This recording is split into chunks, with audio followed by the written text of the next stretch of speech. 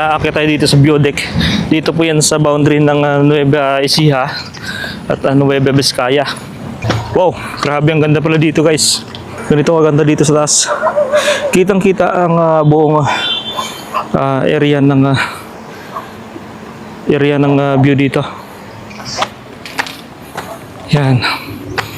Ito naman yung artillery ginamit nung panahon pa ng Hapon. Grabe, oh.